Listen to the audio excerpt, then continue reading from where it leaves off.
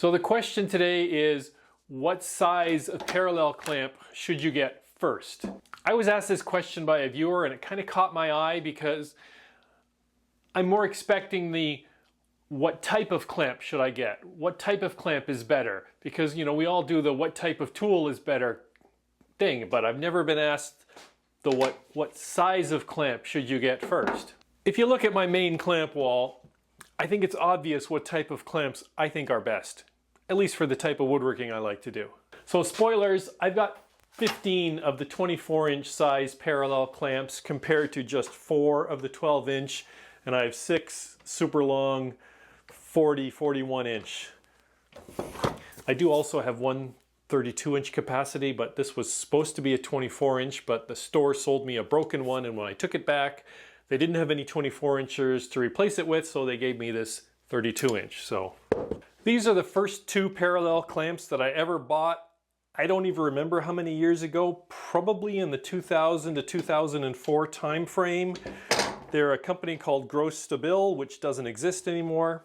These are quite long. If I open this all the way to the end, there's a capacity between the jaws of just over 41 inches.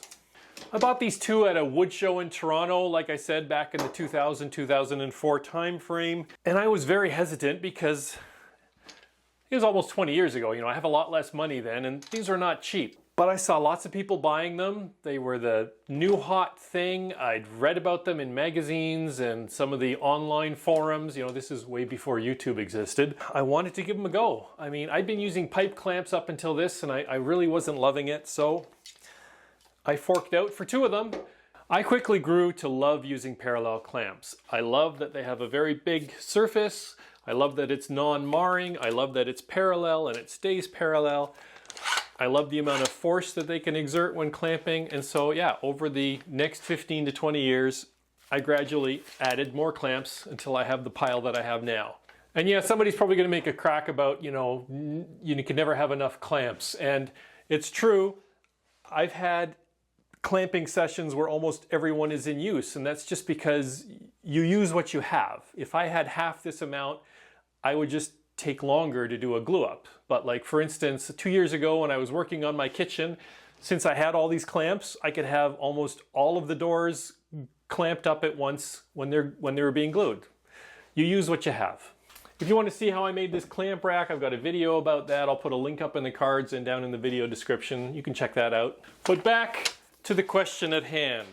What size clamp should you get first? And it all boils down to this. You can clamp a small object with a bigger clamp,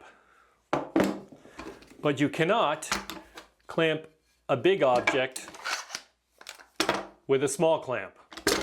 Obviously, the side point is that using a massive clamp on a little object is kind of awkward, and that's why I gradually bought smaller clamps over the years. So summing up, if I was starting out, I think I would do pretty much the same thing that I did originally, and that's, you know, start with 2 big parallel clamps.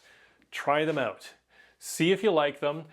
If you're like me and you love them, then you can move on to get the more appropriate size.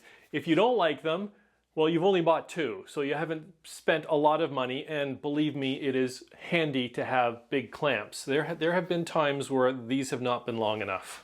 So after the 2 starter clamps, I would then focus on the 24-inch parallel clamp size. That's what I have the most of. That's what I find I use the majority of the time. It takes care of the majority of my clamping needs. And you could stop there. I stopped there for many years. But if you're like me, after a while, you might want to treat yourself and pick up a few of the 12-inch size. Okay guys, that's it for this one. As always, thanks for stopping by. If you have any questions or comments about what we talked about today, just drop them down below. I try to get to as many as I can. Or if you have your own thoughts as to what's the right size of parallel clamp to get, again, let's have the discussion down below, and we'll see you on the next one.